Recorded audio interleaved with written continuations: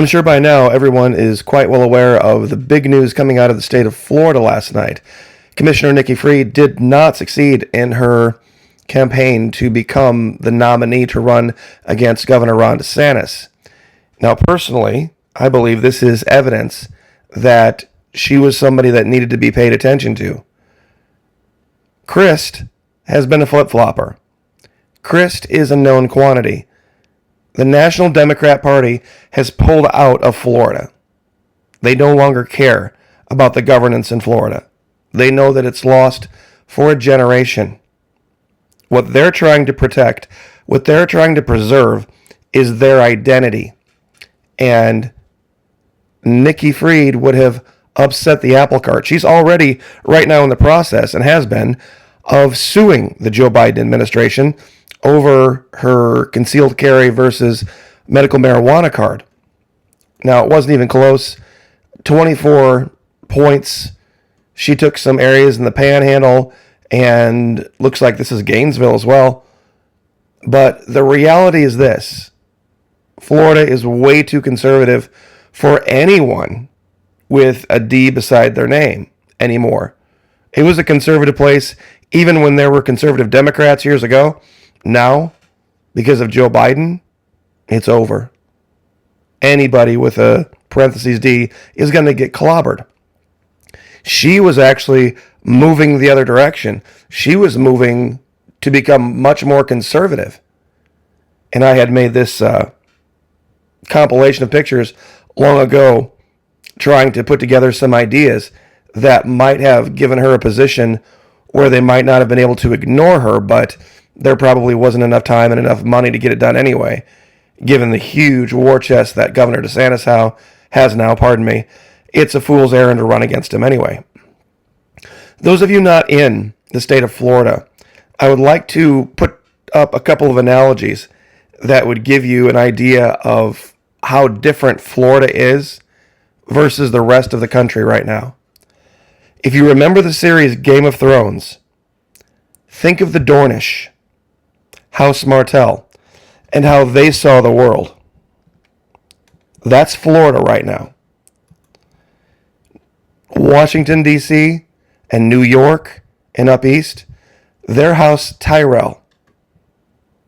Now, I don't want to get into a whole big discussion of who these people were, but basically a bygone era. Used to be wealthy, used to be powerful, trying to hold on to some semblance of imagery for the rest of the world, but truly empty and vacuous. That was House Tyrell. The real big story, though, out of Florida that wasn't reported so much was the school boards. The largest school district in the entire nation is Miami-Dade, and last night it got flipped from liberal control to conservative control. The largest school district in all of North America is now under conservative control. The Sarasota School Board, the one that was so vocal in their opposition to Governor DeSantis, they got flipped from a 3-2 liberal majority to a 4-1 conservative majority. That's how big the red wave was last night. The one person that might have stood a chance against Ron DeSantis, they totally bailed on because she's moving to the right. And the school boards across the state of Florida are literally lost causes. This is where the left does the most of its damage. 25 of 30 candidates across the state of Florida for school board seats endorsed by Governor Ron DeSantis won. 25 of 30, that's 84%. 84% of endorsements came through. Now, the vast majority of school districts in Florida were already conservative. They were just smaller. We took the big ones last night. And that's going to change everything. There's literally a zipper starting to emerge just north of Jacksonville. And it's beginning to separate this state in so many ways from the rest of the country. There are places I'm seeing now that just have temporary, well, they were temporary shortages. Now they're permanent shortages.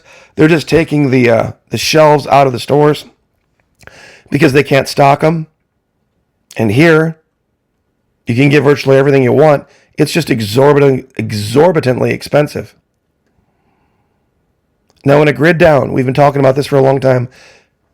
In a grid down situation, I have a philosophical question regarding all of this to ask my audience today. Because it's going to go to choices.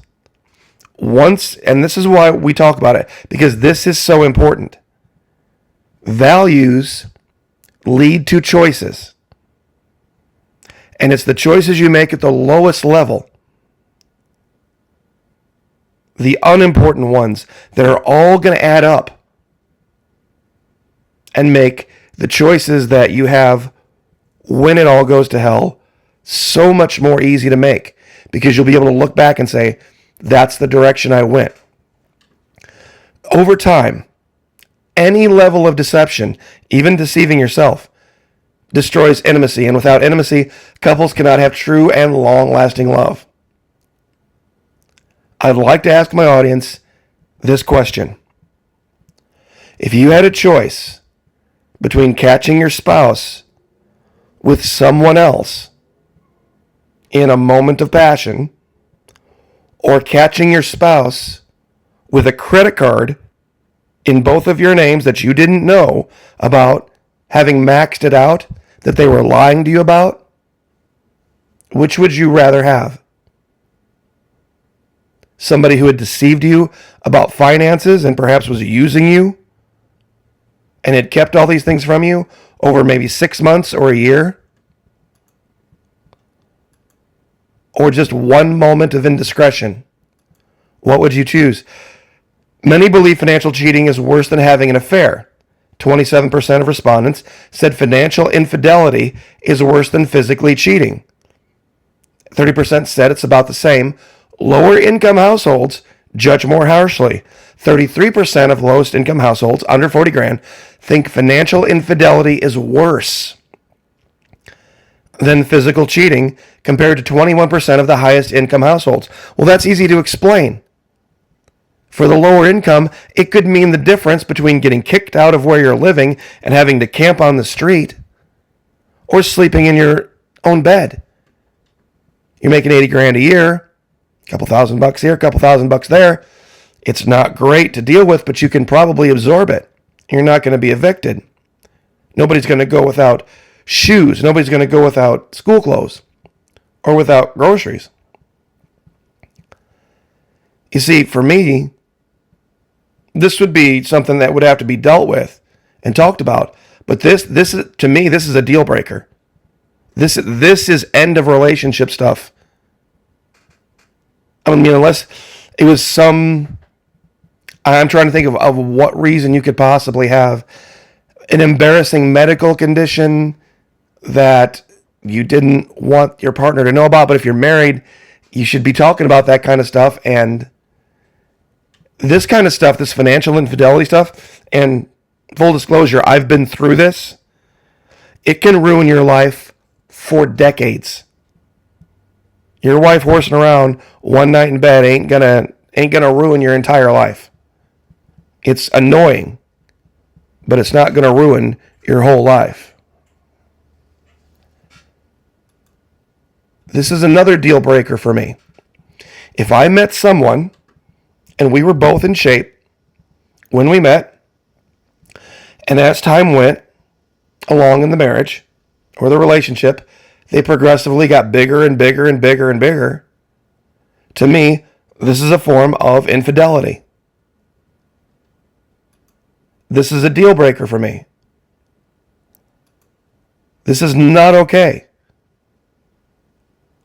And I used the images of couples here so that nobody thought that I was making an exception for women or men. It goes both ways. Ladies, if you met a guy and he was ripped and strong and good looking and in shape and everything you ever wanted, and he's turned into, giant Michelin man, and he's sitting around and he's lazy and he's fat, To me, that's a form of infidelity.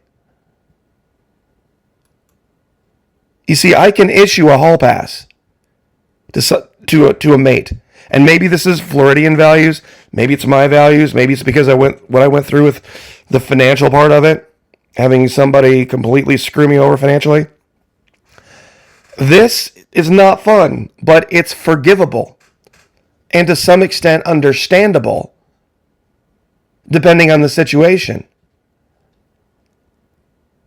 We all have moments of weakness, but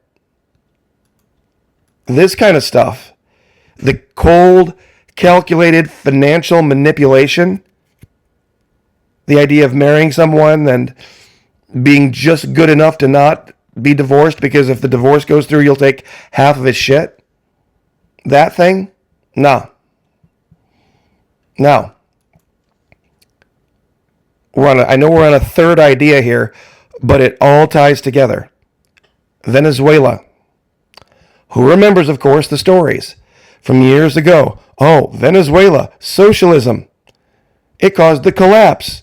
It wasn't the U.S. or big oil or any of their sanctions. It was just good old-fashioned socialism. And here are the pictures of the people picking through the garbage and eating. And then this is what happens. The cautionary tale. You need to get down on your knees right now and worship capitalism and do everything the capitalists tell you. Or it's a slippery slope right down to Venezuela. August 22, 2022. 11:27 a.m. this morning. Amid inflation, salvage food stores that sell dented, dated items for cheap gain traction. Uplifting deals manager in North Carolina shared ways to hide food cost. Here's basically what's happening. Things that were thrown away before, they're putting on shelves and allowing to be sold in North Carolina. Instead of having, of course, them pick through the trash. It's the dented items, the items that are going to go out of date soon. They're trying to sell them cheap if they can be gotten rid of cheap. Now let me ask you a question, and this is primarily going to go out to the ladies, because they're the ones that seem to have an issue with my take on the whole infidelity prostitution thing. If you had a choice, you have kids at home, and they're hungry, and your choice was pick through a pile of garbage like this, hoping you find something that looks like it might be okay. I mean, it's not perfect, but if you're here long enough, maybe you can get them a meal or two. It might make them sick. It might not. Maybe it won't. Probably won't. You know how kids are. Their little stomachs are iron. They'll eat just about anything. They're hungry enough. This is choice 1. Choice 2.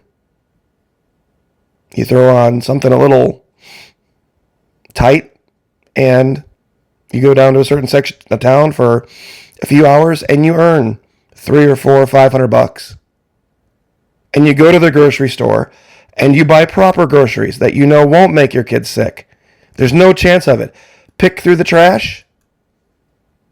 Pick through the salvage food store. Or get your kids proper groceries, perhaps at the cost of a little bit of humility. Now, I know a lot of people would not want to admit what they would or wouldn't do in that situation. I would never wish that situation, that choice on anyone. But when we look back at what was going on in Venezuela, the U.S. could have fixed it overnight. The U.S. put people in positions of having to do this because of the sanctions that they leveled on Venezuela. Thousands died because of the sanctions, not because of Maduro, not because of socialism, because of the sanctions. How many women down here do you think would have killed for the opportunity to, well, do what was necessary to earn 50, 75, 100 American dollars. They couldn't because nobody had the money, because Americans were prohibited from traveling here. They had to go to Colombia. And that's a lot of what the outflux of Venezuelans to Colombia was. Women looking for American and Western men so that they could buy things. And they even show this in some of the articles, if you read it, about the issue with Venezuela. A lot of them were picking through trash to find things to sell. I'm sure a lot of people are like, sell? I thought these were a whole bunch of socialists. They don't believe in capital. Free markets are free markets. What you do with the money to benefit everyone, that's the key. And I guess that's where this really kind of all boils down to. If you had a choice, to have someone in your foxhole, someone be a member of your group, your survival group, is it going to be somebody who's selfish? Is it going to be somebody who you can't trust with money? Is it going to be some morbidly obese person? You see, this is going to be the question. A known thief. Somebody that would rip you off in a heartbeat. Somebody who was so selfish that they would eat themselves into a food coma at the cost of making others starve. Would you have this person in your survival group? Or would it be someone that maybe once in a while has a little bit too much of a libido, that has a little bit too much of a desire to scratch that itch, so to speak? Of all those three people, of either gender, which would you say would be the least trustworthy in a survival situation?